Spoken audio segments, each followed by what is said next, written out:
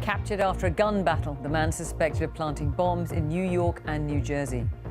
Injured in the exchange of fire, he is a 28-year-old Afghan-born American. He's also allegedly linked to another device found at a train station near his hometown. Based on the information we have now, we have every reason to believe this was an act of terror. But the FBI say they don't believe Rahami is linked to a wider US terrorist cell. Also tonight, Allahu Akbar! Allahu Akbar! Allahu Akbar! Outrage as an aid convoy in Syria is hit hours after the Syrian army says the ceasefire is over. Let nations control their own borders, Theresa May tells the UN at a migration summit. 5 years after he first confessed, a man is convicted of the murder of Becky Godden. Today, we've received the justice that has felt like an eternity coming for our beautiful little girl, Becky. Now it's Mo Farah's turn to have his confidential medical files leaked online. And brotherly love, how Alistair Brownlee helped his struggling younger sibling over the line.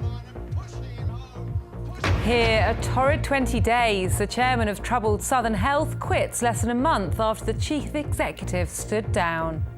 For sale, a Desres fit for a boy wizard. Harry Potter's former home is on the market.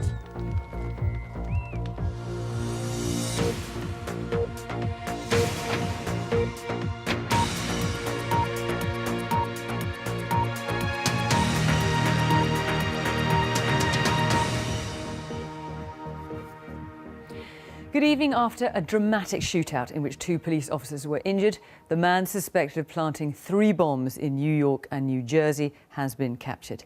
He is 28-year-old Ahmad Khan Rahami, a naturalized US citizen who was born in Afghanistan. He's also being linked to a backpack containing at least 5 explosive devices found overnight at a train station in New Jersey. The FBI say they don't believe he's linked to a wider terrorist cell. Our North America correspondent Nick Bryant has more.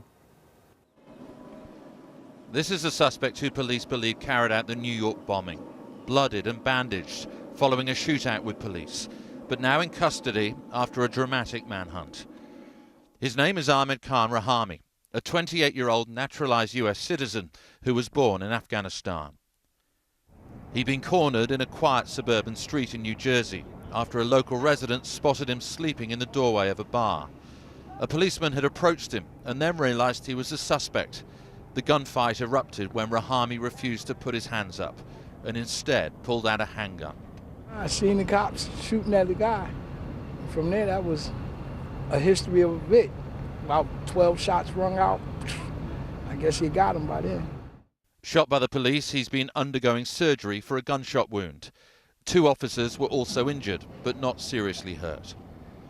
The police had released photos of him earlier this morning, after he was spotted on surveillance footage at the site of the New York bombing and also where a second device was found just streets away. Texts were sent to millions of New Yorkers warning that he was armed and dangerous. So obvious relief that he's been caught. Based on the information we have now, we have every reason to believe this was an act of terror. We will be going into some detail, and there is still a long investigation ahead. The morning started with 2 bomb squad robots investigating a suspicious package, which exploded before they could even deactivate it. It had been left near a railway station in the town of Elizabeth, New Jersey, and the blast clearly took detectives by surprise. This is the town where Rahami lived, and an investigation quickly turned into a manhunt. The FBI carried out searches at his family's business, a fried chicken restaurant, where the authorities say he worked. They'd been investigating possible links with a spate of attacks over the weekend. They began on Saturday morning when a pipe bomb exploded ahead of a charity run for Marines in New Jersey. Nobody was injured. That was followed on Saturday evening by an explosion in Chelsea, New York, which injured 29. A second device was found nearby. Both were shrapnel-filled pressure cookers. The same evening, 9 people were stabbed at a Minnesota shopping center by a man of Somali origin who was later shot dead by police. So-called Islamic State has claimed responsibility. Speaking in New York, a city that only last week commemorated the attacks of 9/11, the president was defiant. By showing those who want to do us harm that they will never beat us, by showing the entire world that as Americans we do not and never will give in to fear, that's going to be the most important ingredient in us defeating those who would carry out terrorist acts against us. And this evening, the threat to America became the central issue in the presidential campaign. These attacks and many others were made possible because of our extremely open immigration system, which fails to properly vet and screen the individuals or families coming into our country. I know we will meet this new danger with the same courage and vigilance. We choose resolve, not fear. On the streets of New York, what authorities are calling the biggest security presence this city has ever seen, with 1,000 additional police officers and members of the National Guard protecting key sites. This week's security was already going to be tight, with more than 130 heads of state and government attending the United Nations General Assembly. We've learned that Rahami is not cooperating with the police, he's not answering their questions, he's unwilling even to say what his name is. Friends say that his personality changed after a visit 4 years ago to Afghanistan. But the police are clearly delighted at the speed with which they tracked him down. Less than 50 hours after the New York bombing, the man who police believe was responsible is off the streets. Nick Bryant, BBC News, New Jersey. Our North America editor John Sopel is outside the FBI headquarters in Washington for us. John, the authorities are not linking this attack to a wider US terrorist cell, but a lone wolf attack is, of course, all the harder to prevent. And it is the stuff of nightmares for the law enforcement officials who work at FBI headquarters behind me, because how do you identify someone who is seemingly living the American dream, who does not show up on any watch lists or on the radar screens, and yet at some moment will get a weapon or make a bomb and do such damage? And this seems to what marks out the American attacks to the European style attacks. There seem to be a series of lone wolf attacks widely geographically spread. If you think of New York over the weekend and Minnesota in the Midwest, and then you had the shooting at the gay nightclub in Orlando in June, last December the shootings in San Bernardino on the West Coast. And as Nick was reporting, that plays straight into the political debate. Hillary Clinton saying, look, I'm the one with all the experience. But that is a mixed blessing. Today it was revealed that America has allowed 858 people who were due for deportation to remain in the US by mistake. That plays into Donald Trump's hands. Not only is the message very different between Hillary Clinton and Donald Trump, the language is too. Donald Trump saying, we've got to go and knock the hell out of them. John Sopel in Washington, thank you. The United Nations has expressed outrage at an attack on an aid convoy trying to make its way into the Syrian city of Aleppo. The convoy was hit just hours after the Syrian army unilaterally announced that a week-long ceasefire was over. Allahu Akbar! Allahu Akbar! Allahu Akbar! Footage tonight appears to show a huge blaze at a warehouse where the convoy had stopped, west of Aleppo. It's claimed missiles targeted the convoy while it was parked there and then hit it again. Let's join our diplomatic correspondent James Robbins, who's at UN headquarters in New York tonight. James, what more do you know about this attack and who might have done it? Well, the United Nations is making clear what its special envoy to Syria calls extreme outrage at this attack. It seems that this was an aid convoy put together by the United Nations, by its Office for Humanitarian Affairs, in association with the Syrian Red Crescent, bringing vitally needed supplies to the divided, besieged city of Aleppo. And it was thought to be one of the fruits of the very fragile ceasefire, which now frankly seems to have come to an end. Whoever attacked it, we're not absolutely clear about this. It seems the UN is pointing the finger of blame at the Syrian authorities, not least because they're making clear that the precise routing of this convoy had been agreed with the Syrian authorities. And it must be said there were sounds of helicopter and aircraft activity over the hangar before it was blasted, before a very forceful end to this ceasefire seems to have been launched. And James, is there any hope of patching the ceasefire back together, or is it back to war as usual for the foreseeable future? Well, I have to say, when Stefan de Mistura, in charge of the entire United Nations process of trying to bring the warring sides together, when he gets as angry as he has tonight, I think it's because he's put aside diplomatic language in the knowledge that his process, his peace process, is going absolutely nowhere. The Syrian military have said the ceasefire is over. The rebel side has said it's over. The Russians have more or less agreed it's over. It's only the Americans and their allies, led by John Kerry, who are trying to keep a flicker of hope alive, because of course they stand to lose the most, in their eyes anyway, if this simply collapses. John Kerry will try to convene his allies tomorrow and seek assurances from the Russians that the ceasefire is not dead, but I think that assurance is not going to be forthcoming.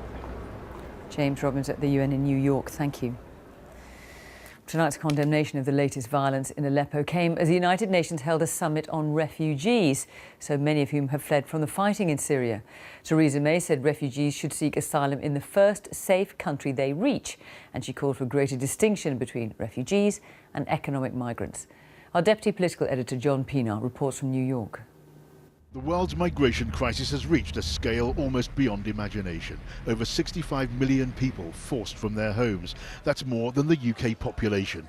Pouring across borders, crossing seas, the strain on nations receiving the human tide has become as unbearable as the individual tales of suffering. I want to start by welcoming Theresa May used her debut at the UN to deliver her fellow leaders a lesson. The uncontrolled migration we see today is not in the interests of migrants who are exposed to danger, not in the interests of the countries they are leaving, travelling through or seeking to reach, and not in the interests of refugees for whom resources and popular support are reduced. The Prime Minister's speech reasserted every nation's right to control its border. More should be spent helping refugees closer to their own homes. They'd be expected to stay in the first safe country they reach. And she reminded leaders economic migrants are not refugees fleeing harm. Many simply want better lives, though critics say that's a hard distinction to make. But there's pressure on the government in Britain and elsewhere to help more migrants. The life jackets laid out by the 1,000 in Parliament Square, intended by one major aid organisation as a vivid rebuke. The vital thing is to address both the source of the problem, which means more effective international humanitarian aid in the countries to which people flee, but also deal with the symptoms. And the symptoms are people smugglers who are making a profit out of human misery across the Mediterranean. And that requires a more effective refugee resettlement system as the balance or the counterpart of a more effective international humanitarian aid system. Today, angry migrants, many of whom are now refused entry to Germany and other EU countries, set their camp ablaze on the Greek island of Lesbos. The German leader's facing a backlash against mass migration from voters and now expresses regret. Wenn ich könnte, würde ich die Zeit viele, viele Jahre zurückspulen. If I could, I would turn back time for many, many years to better prepare with the entire government and all those responsible for the situation that hit us unprepared in the summer of 2015. Some politicians and leaders who are struggling with the migrant crisis may resent being lectured by Britain. But Theresa May believes her formula is one that can work, and she's very well aware that many British voters want tougher controls. That message came through loud and clear in the EU referendum campaign. Here at the UN, the migration crisis dominates debate. There'll be a new declaration planning more cooperation, but stopping the flow, even slowing it down, looks an historic political challenge. John Pienaar, BBC News at the United Nations in New York.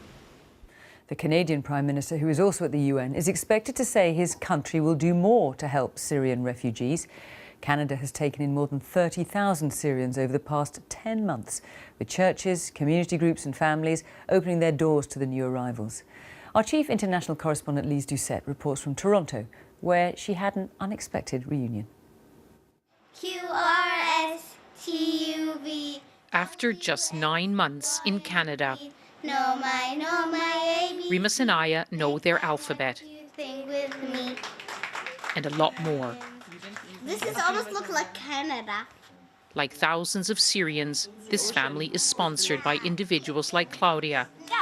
They club together to respond to Syria's refugee crisis.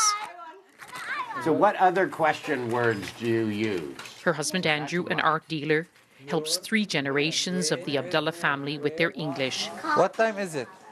and helps them settle in.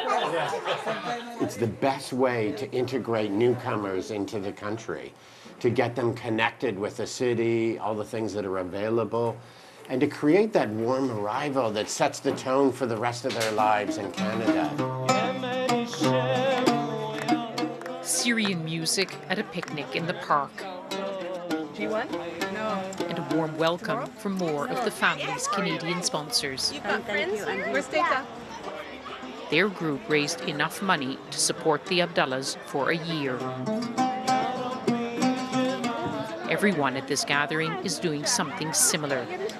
You do hear critical voices, but for now, the public mood is largely positive. It's so striking just how different the mood is here compared to much of Europe. But then much about Canada is different. Every Syrian family here was carefully vetted, then welcomed by Canadian families. And there haven't been the kind of attacks here which have created such fear across Europe. But still, when you see this, you have to ask, could this kind of model be adopted somewhere else? Then suddenly, in this crowd, a family I know from Syria. It's been more than 2 years. Their lives were so desperate then. Little Dodd lived in fear. She told me in her dreams she would go back to her old house and see the ghosts of her friends, see people with their heads cut off. Now her nightmare is over. Every night I see like tomorrow I will go play, tomorrow I have school, tomorrow everything. Like I forget the nightmares and now everything is happy now. Canada's Prime Minister wins applause for his refugee policy. London Mayor Sadiq Khan is the latest to come calling. Does Canada's response to the refugee crisis have any lessons for the rest of the world? We know that differences are a source of strength, and that's something that we have to continue to demonstrate. It means better jobs, better outcomes for our entire communities. I can write from 1 to 100. These Syrians already feel they belong here. This vast country has long made space for new citizens. But like many other places, it's asking, how many more will it make room for?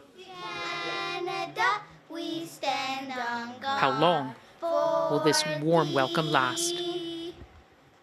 Lise Doucette, BBC News, Toronto. Now, Christopher Halliwell must have thought he'd got away with murder. He confessed to killing 20-year-old Becky Godden 5 years ago and even showed a police officer where he'd buried her body. But a police blunder meant he couldn't be brought to trial until this year. Today, he was convicted of her murder, alongside his current sentence for the murder of another woman. John Kay reports. Child victims of burglary, we want to understand what... 2001, and Becky Godden was in the audience for the BBC's Kilroy show. 2 years later, she was dead.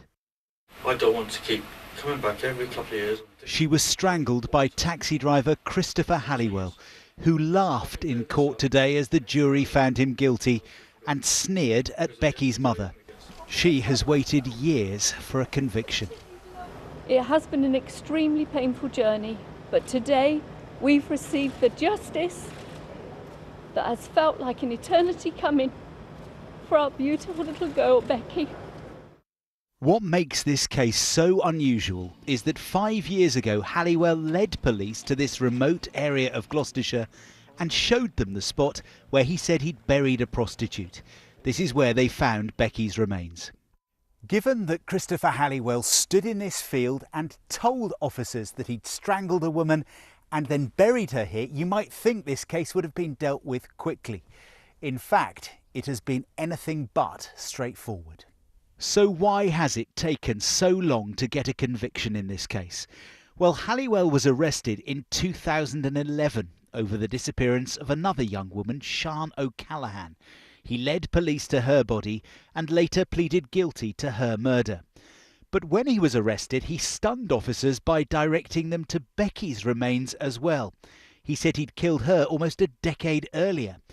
But because the detective in charge hadn't followed the correct procedures when he arrested Halliwell, none of that evidence could be presented in court.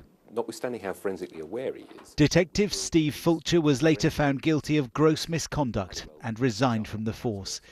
In a statement tonight, he said he still believes he did the right thing in letting Halliwell lead him to the bodies rather than going straight to the police station.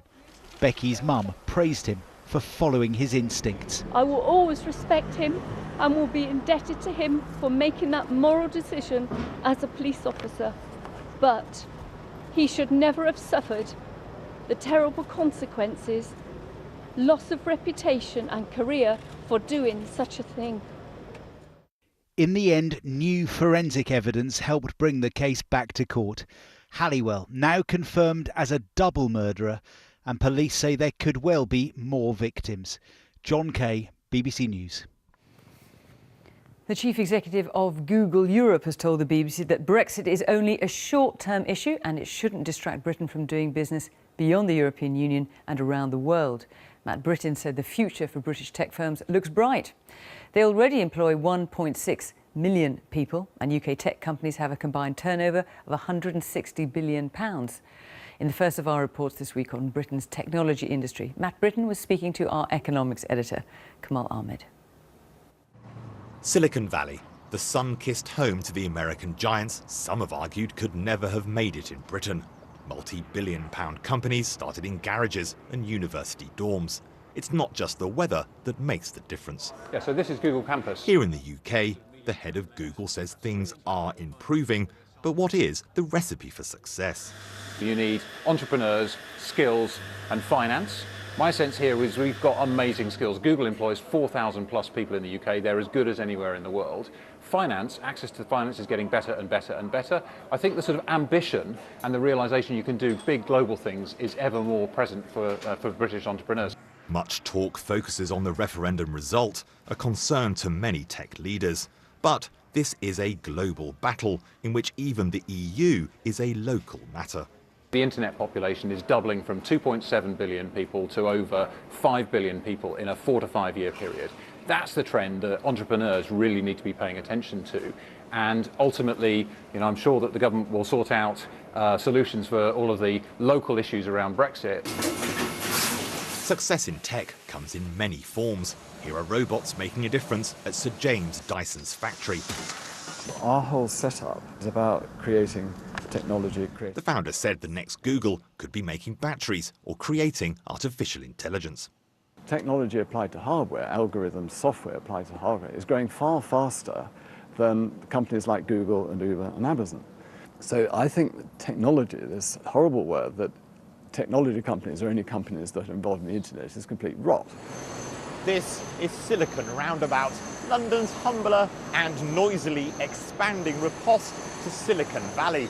It was here in 2010 that David Cameron made his famous speech asking why isn't there a Google in the UK? But since then, there has been rapid expansion. The number of tech companies based here 6 years ago was just 85. That figure has increased to 2,500 now. Up the road, Improbable, makers of virtual reality worlds. Not for them selling out to American investors, an accusation laid at the door of many UK tech firms. The founder says the final prize is huge. One breakout success is worth more than an average outcome for thousands of other companies, because that single breakout success becomes not only GDP moving, but it becomes a foundation when its employees cash out and leave and start new companies in the same country to build a whole ecosystem. And that's ultimately how Silicon Valley has been so successful. One titan becomes the kind of progenitor of many smaller businesses that spring up and also grow. The hunt for titans goes on, for a sector that already employs 1.6 million people. We may not have a Google yet, but do not underestimate tech's importance. Kamal Ahmed, BBC News.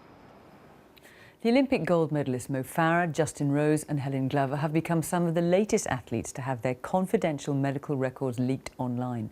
The documents suggest that all three, along with other Team GB medalists, received exemptions from the World Anti-Doping Agency to take banned substances, which is entirely legal. Our sports editor Dan Roan reports. Last month, Mo Farah underlined his status as one of Britain's greatest athletes, winning double Olympic gold. Today, he was among the latest victims of the hacking scandal that stunned sport. Therapeutic use exemptions, or TUEs, which allow sick or injured athletes to receive normally banned treatments, have been published by a Russian cyber espionage group. Farah has had two, a steroid injection in 2008 and morphine 2 years ago after collapsing following training. Tonight, a spokesman said Mo's got nothing to hide and doesn't have a problem with this information being released. Mo's medical care is overseen at all times by British Athletics, and over the course of his long career, he's only ever had 2 TUEs. Other Team GB gold medalists named today include golfer Justin Rose, rower Helen Glover, and the hockey star Samantha Quick, who had a TUE for a routine asthma prescription, and tonight she told the BBC how she felt. Upsetting, mainly disappointed and irritated. My main concern is, where does this lead and what perception does this have on TUEs? The public are being led down a road that TUEs are now being associated with being a cheat or almost dirty. And I can stand here and legitimately say that is not the case, especially for myself. There's no suggestion that any of the athletes named on this website by the hackers, who go by the name of the Fancy Bears, have done anything wrong. But at a time when trust in sport is wearing thin, the revelations have forced it to face some difficult questions about whether the TUE system needs to be more stringent and more transparent. The man whose damning report into Russian state-sponsored doping is thought to have provoked the hack has this to say. There may be abuse there, and that's probably an area that needs to be looked at. How TUEs are, how frequently are they being used in particular sports? Cyclist Sir Bradley Wiggins is facing questions after the leak last week of 3 steroid TUEs for his asthma, having previously denied having injections. Britain's most decorated Olympian says he was merely referring to intravenous jabs and not TUEs. It's not just British athletes, these just some of the global stars whose confidential medical records have been exposed. The hack's been condemned, but it's also revealed a grey area in anti-doping as sport braces itself for more leaks to come. Dan Rowan, BBC News. Let's take a brief look at some of the day's other news stories. The chairman of the troubled Southern Health Trust has resigned. Tim Smart cited personal reasons. He'd only taken up the role in May following damning criticism of the Trust's investigations into hundreds of unexpected deaths. Paul Gascoigne has been fined £2,000 after pleading guilty to racial abuse. The former England footballer appeared in court after complaints about a joke he told on stage in Wolverhampton. The Paralympic Games have ended in Rio with a colourful closing ceremony in a packed Maracanã stadium. Britain's Paralympians have been celebrating their best ever games since 1988. Para-GB ended in second place in the medals table with 147 medals, 64 of them gold. Andy Swiss has been looking at what lies behind our extraordinary summer of sporting success. The record breaker, the history maker, Katina Cox. Turns, scores! That's the golden goal! He's done it! What a performance! 2 games, 1 never-ending gold rush. After London 2012, few thought it could get any better, but Britain's Olympians and Paralympians have gloriously proved otherwise. Last night they were flying the flag for the final time in Rio at the Paralympics closing ceremony, the end of a summer of spectacular success. A lot of countries don't perform the games after they've had the home ones, and we have, Team GB and Paralympics GB have just been amazing. At London 2012, Britain's Olympians and Paralympians won 185 medals between them, including 63 golds. Here in Rio, without home advantage, they've done even better. 214 medals, including 91 golds. And while in London they both finished third in the medals table, here they've each moved up to second. The first time they've both made the top 2. So what's been the key? Well, certainly funding, some £350 million or 1.6 million per medal, covering everything from their pre-games training base in Brazil to the details which can make that difference. Here at the Paralympic Games, the swimmers have actually benefited from more streamlined caps, swimming caps, so that it could make the difference between a gold and a silver. The only problem now for British sport is how do you follow such weight of success? At the moment, we're lucky there's money in sport, and long may that continue, but it might not always be that way. So we've also got to be smart as we go forward, and other countries are going to catch up, whether it's with technology or with funding. But as the fans head home for British sport, it's the end of a truly golden summer. Andy Swiss, BBC News, Rio. And talking of sporting success, here's a story of brotherly love. British brothers and rivals Johnny and Alistair Brownlee were about to follow up their Olympic glory yesterday at a triathlon in Mexico when things suddenly started to go wrong. Over an hour and a half in, and Johnny Brownlee looked certain to be world champion. Until this. He's losing his sense of direction. This is worrying. Oh, goodness me. In the lead with about 500 metres to go, a dramatic decline. The swimming, cycling and running in punishing heat were too much. Then big brother Alistair stepped in. I remember my legs going a little bit wobbly, thinking I'm not going to make it to the finish line. And Alistair coming past me and saying, come on, you can make it, and a few other words as well. Unbelievable scenes. Firstly, I was just thinking, what an idiot. Like, he could have won this race so easily, and yeah, he's been tactically just ridiculous. The Brownlee brothers, arm in arm. But he was determined to get his brother over the line, even as South Africa's Henry Schumann overtook them. Johnny can hardly stand, and Alistair is having to drag him across the line and pushing him home for second. It was literally a spur-of-the-moment decision just to do the right thing. And, you know, when I was sat for an hour after the race, literally, and it's getting dark, and I'm thinking, you know, did I actually do the right thing here? As his brother was stretchered away, there's little doubt he did. Obviously, I'll be thankful for the rest of my life. I know how much... I'll make him remember it. After buying a good Christmas present. But no, I know Alistair's a competitor, and he would have wanted to well, come second in that race. And he had the chance to do that. You know, I had the chance to win. Well, the chance to win. Oh, yeah, chance to win, yeah, of course.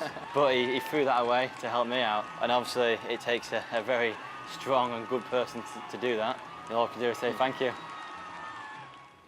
What a great story. Newsnight is coming up on BBC Two. We have Brian Cox on the programme this evening, talking about science in an age when many people seem keen not to bother to listen to what scientists say.